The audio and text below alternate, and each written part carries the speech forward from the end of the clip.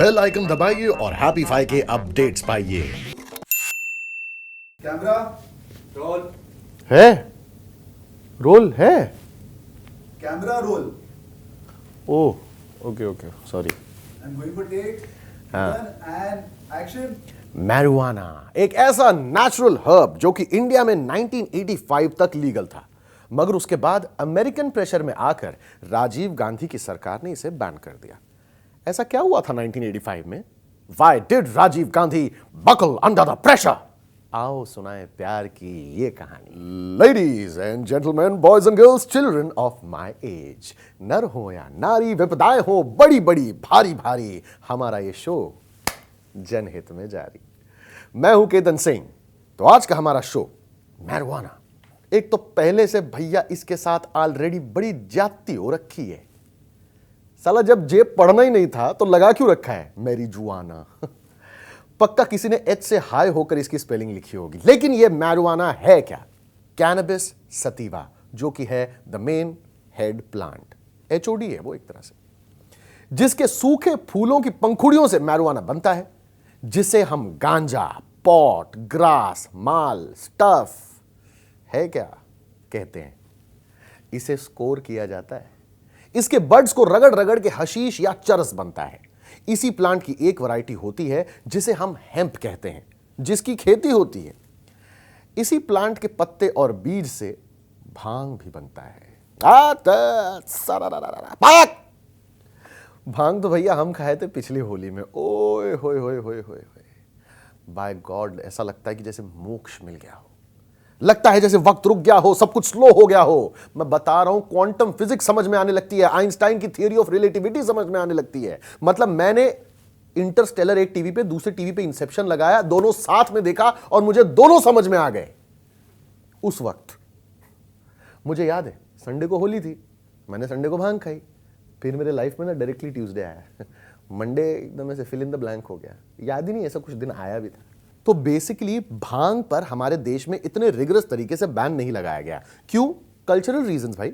ये भोग का प्रसाद है, महादेव का प्रसाद है, पिलाओ भाई, चढ़ावा है। तो मैरिजुआना कौन सा जुपिटर से आया है? वो भी तो नेचुरल हर्ब है, फिर उस पर बैन क्यों है? I am telling you, we as human species बड़े दोगले टाइप के हैं। हम लोग वैसे तो बड़ा ऑर्गेनिक का चोचला पालते हैं। मेरे जिम में जो दोस्त लोग, आई ईट ओनली ऑर्गेनिक स्टफ। मेरी एक फ्रेंड है, लिटरली मेरी असली फ्रेंड है, बोलती है only I have just organic juices, organic aubergines, everything organic. भैया लेट्स डू सम लाइन्स। वहां पर क्यों ऑर्गेनिक नहीं मांगती वे? क्यों? मैरिजुआना पे बैन है इसलिए? नहीं पता चला, डेप्थ में जाके बताऊं। Then may peace be upon you, my friend. Atharva Veda 11:6-15, chapter 11, verse number 6, verse number 15. The Atharva Veda says one of the 5 most sacred plants on earth is this. May peace be upon you, my friend. This is serious stuff. हमारे महाग्रंथ में भी इसे सम्मान दिया गया है। बात बात पे कल्चर का परचम लहराने वालों, गुंडागर्दी करने वालों, ये भी हमारे कल्चर का हिस्सा है। इसे क्यों नहीं निकालते?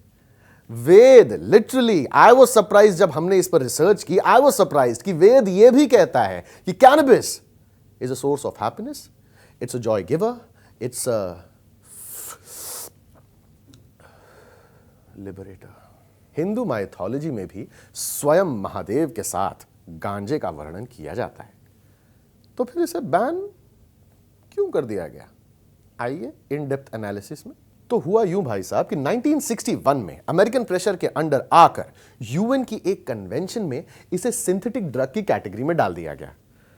यूएन, पढ़े लिखे सूट बूट वाले लोग, अरे गादा हो, ये गमला है, हाँ इसमें मिट्टी डाली, बीज डाला, पानी डाला, फिर एक झाड़ उगा, उसे मैरिजुआना कहा जाता है? सिंथेटिक कैसे हुआ? ये कॉमन सेंस, सिंथेटिक कैसे हुआ? यानी कहा गया कि मैरिजुआना भी कोकेन और हीरोइन की तरह बदचलन, उल्टा, कलंकिनी है, इसका हुक्का पानी बंद कर देना चाहिए। पर इंडिया ने साइन करने से साफ मना कर दिया, which also made sense because marijuana उस वक्त यूज करके इंडिया में आयुर्वेदिक दवाइयां बनती थी। It was the backbone of Indian Ayurvedic industry. है प्रीत जहां की रीत सदा मैं गीत वहां के गाता हूं, स्वदेशी माल उगाता हूं, स्वदेशी दवा बनाता हूं। इनफैक्ट इसे पेनिसिलिन ऑफ आयुर्वेदिक मेडिसिन भी कहा जाता है। मतलब इसे आयुर्वेद में वो मकाम हासिल है जो क्रिकेट में तेंदुलकर को है, चूतियापे में स्वामी ओम को है, और ठरक में आओ शक्ति कपूर को। आप ये सीन देखिए ना, प्रेशर किसने डाला? यूएस ने। इलीगल किसने करवाया? यूएस ने। इंडिया में आज भी ये इलीगल है, लेकिन यूएस के अपने 27 स्टेट्स ने इसे लीगल करवाया फॉर मेडिकल पर्पसेस। 11 स्टेट्स ने इसे लीगल करवाया for recreational purposes. In fact it's legal in more than 40 countries. अच्छा, रिक्रिएशन समझते हो कि नहीं? अरे रिजुविनेशन, अरे मतलब रिलैक्सेशन, मतलब एकदम भांड, अरे चिल चिल जिसे कहते हैं। मजे की बात यह है कि इन सभी देशों का ग्रोस हैप्पीनेस इंडेक्स इंडिया से कहीं ज्यादा है। मतलब गुरु देख तू के दिल के जहां से उठता है, यह धुआं कहां से उठता है, ठोको। I wonder why Sidhu is always so happy. दरअसल ये पूरा प्रोपेगेंडा जो है American pharmaceutical companies, liquor and tobacco companies का है। आइए बताएं कैसे। फार्मास्यूटिकल कंपनीज इसी मैरिजुआना से पेन किलर्स और कई तरह की दवाइयां बनाकर आपको महंगे दामों में बेचती है। सो मैरिजुआना को लीगल करने से उनका धंधा चौपट हो जाएगा। मैं हवा में बात नहीं कर रहा हूं। हेलो, ये फैक्ट है, मेरे पास है ये फैक्ट। बिना फैक्ट के तो मैं कभी पाता भी नहीं। वॉशिंगटन पोस्ट की रिपोर्ट है कि जिन अमेरिकन स्टेट्स में मैरिजुआना लीगल है, वहां ऑलरेडी पेन किलर्स के कंजम्पशन में कमी आई है। सिमिलरली उन स्टेट्स में अल्कोहल कंजम्पशन में भी 10% से गिरावट है। So marijuana literally kills the liquor and tobacco industry. मोटा मोटा बताऊं तो मैरिजुआना जो है वो सलमान खान है, और दारू की industry Vivek Oberoi. I am being mean but we are still friends Vivek. और वो कौन होते हैं वो समाज सेवा के नाम पे लोगों को छूते, क्या एनजीओज, हेल्थ ऑर्गेनाइजेशंस, इनका कहना है marijuana is not good for your health. मगर इन ऑर्गेनाइजेशंस को चलाने के लिए फंडिंग कौन देता है? Gas gas gas gas gas pharmaceutical, liquor and tobacco companies. US में कई ऐसी कंपनीज हैं जो मिलियंस ऑफ डॉलर्स एनजीओज को सिर्फ इसलिए देती हैं ताकि वो मैरिजुआना को लेकर एक नेगेटिव परसेप्शन बनाए रखें। जान बची तो लाखों पाए, गाड़ियां फटी तो लाखों लगाए। ऐसा कई इंडियन कंपनीज भी करती हैं, लेकिन ये इतना सीक्रेट हो रहा होता है कि रिसर्च करने के बावजूद उनका नाम मिलना मुश्किल ही नहीं, नामुमकिन है। बाकी आप लोग होशियार हो, खुद अंदाजा लगा लो, मान लिया। और जहां तक मैरिजुआना का सेहत पर असर, लिसन टू दिस, किसी भी चीज को अगर लिमिट के बाहर करोगे ना तो खराबी होती है। ज्यादा पानी पी लो, आप उल्टी कर दोगे।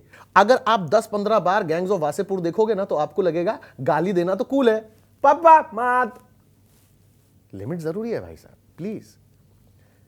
हेल्थ की जहां तक बात है, सच यह है कि alcohol and cigarettes are 114 times more injurious. In fact India में हर 96 मिनट पे एक आदमी दारू पीने की वजह से मरता है, जबकि आखिरी बार मैरिजुआना पीने से एक आदमी तब मरा था जब वो रोड क्रॉस कर रहा था और एक बेवड़े ने उसको गाड़ी से उड़ा दिया। यहां पर भी जीत दारू की हुई। मुझे समझ में आता लोगों को ऐसा क्यों लगता है कि अगर कल सुबह मैरिजुआना लीगलाइज हुआ तो शाम तक लोग ऑफिस से छुट्टी लेकर खाट बिछाकर गांजा मार रहे होंगे। अरे भाई ऐसा नहीं होता है। दारू सिगरेट लीगल है तो क्या सब नशेड़ी और बेवड़े घूम रहे हैं सड़कों पे? अरे हैशटैग माय चॉइस यार। बैन होने का मतलब ये नहीं है कि ये इलीगली अवेलेबल नहीं है। Marijuana is completely available. In fact the black market of गांजा इज फलिंग एंड फूलिंग दिन दोपहरी रात्रि। आज भी हिमाचल में 60,000 किलो का इलीगल प्रोडक्शन है, जिसमें से मात्र 1% पकड़ा जाता है। तो बाकी का कहां जाता है? आतिफ जरा रोल करना यार। अगर 1985 में मैरिजुआना बैन नहीं हुआ होता तो इसका सदुपयोग भी होता, मजा भी मिलता, सरकार को टैक्स भी मिलता और ये एपिसोड नहीं बनता। मुझे ना कल रात को एक स्वप्न सलोना आया। मित्रों, मैरिजुआना बैन होना चाहिए क्या? मैं इस पर से बैन हटा दूं क्या? बताइए, बैन हटा दूं? मैं आपसे पूछना चाहता हूं भाई और बहनों, बैन हटना चाहिए, हटा दो। आज रात्रि 12 बजे से मैरिजुआना लीगल होगा। You see, marijuana is like Kangana Ranaut, जिसका सही पोटेंशियल सबको ठीक से अभी पता नहीं है, और जब पता लगता है तो लोगों की फटके हाथ में आ जाती है। ओह माय गॉड, इसका नाम सुनते ही मेरी आंखों में सूजन आ गई। ऐसा नहीं है कि मैरिजुआना अगर लीगल हो गया तो उसे पेपर में डाल के बस roll roll roll roll roll ही किया जा रहा होगा। ऐसा नहीं है भाई। इसके मेडिकल बेनिफिट्स आप सुनिए। बेनिफिट क्रमांक 1, हिस्टोरिकली इंडिया में इसे यूज किया जाता था फॉर गैस्ट्रिक, एपेटाइजर का काम भी करता है, मोटापा, डायबिटीज, डायरिया, जॉन्डिस में भी काम आता है। इसके अलावा it's used as a pain killer, और सबसे इंपॉर्टेंट, ये गुप्त रोगों में भी यूज किया जाता है। एक बार लीजिए, एकदम टन टन आ जाएगा। It can be used for treatment of cancer. मैं तो सोच रहा हूं कि मतलब इतना बढ़िया प्लांट है, इसे नेशनल प्लांट घोषित किया जाना चाहिए। बाकी पेड़ पौधे किसे ओवररेटेड ने, क्राइसैंथेमम ने, कोरैंथियन ने, यूकेलिप्टस। अच्छा है ना यूएस का, हम लोगों से बैन करवा दिया और खुद मास लेवल पे यूज करता है कैंसर ट्रीटमेंट के लिए। बेनिफिट क्रमांक 2, यूनाइटेड स्टेट्स मैरिजुआना का इस्तेमाल सिर्फ मेडिकल और रिक्रिएशनल पर्पसेस के लिए यूज नहीं करता, बल्कि हेम्प कल्टीवेशन से कई सारे प्रोडक्ट्स बनते हैं, जैसे कि body care, food supplements, plastic products, etcetera etcetera etcetera, जो कि ऑलरेडी यूएस की इकोनॉमी को बूस्ट कर रहे हैं। They actually boost the United states economy. Hemp industry साल 2020 तक यूएस इकोनॉमी में 3 लाख करोड़ ऐड करेगा, जबकि इंडिया में ये इंडस्ट्री ऑलमोस्ट नॉन एग्जिस्टेंट है। जियो के साथ साथ एक और इंडस्ट्री खुल जाती है अगर, जिसका नाम पीओ होता है, तो मजा आ जाता। I hope you are watching in Antilia. 3 lakh crore मतलब इंडिया के, अगर आप ईस्टर्न साइड के 10 स्टेट्स को आप लें और उनकी जीडीपी कैलकुलेट करें ना, तो वो भी 3 लाख करोड़ से कम है। और सुनिए, फोर्ब्स की रिपोर्ट कि हेम्प इंडस्ट्री साल 2020 तक अमेरिका में उनके मैन्युफैक्चरिंग इंडस्ट्री से भी ज्यादा जॉब्स क्रिएट करेगी। एंड टू बी फेयर, हमने क्या किया? कुछ तो किया होगा हमने। तो उत्तराखंड ने, इंडिया में Uttarakhand became the first state to provide license for hemp cultivation, but बहुत ही लिमिटेड लेवल पे। बेनिफिट क्रमांक 3, यूएस में लीगल मैरिजुआना स्टेट्स में सिंथेटिक ड्रग्स जैसे कि कोकेन, क्रैक एक्सेट्रा का कंजम्पशन घटा है, जबकि इंडिया में मैरिजुआना बैन होने के बाद इसका मार्केट बढ़ा है। बेनिफिट समझ में आया? नेदरलैंड्स ने मैरिजुआना को लीगलाइज किया, क्राइम रेट घटा, अवेयरनेस बढ़ी, रेगुलेशन जगह पे। सॉर्टेड। अगर मेरी बात आपके हृदय तक पहुंची हो तो तालियों से सूचित कीजिएगा कि कोई दीवाना कहता।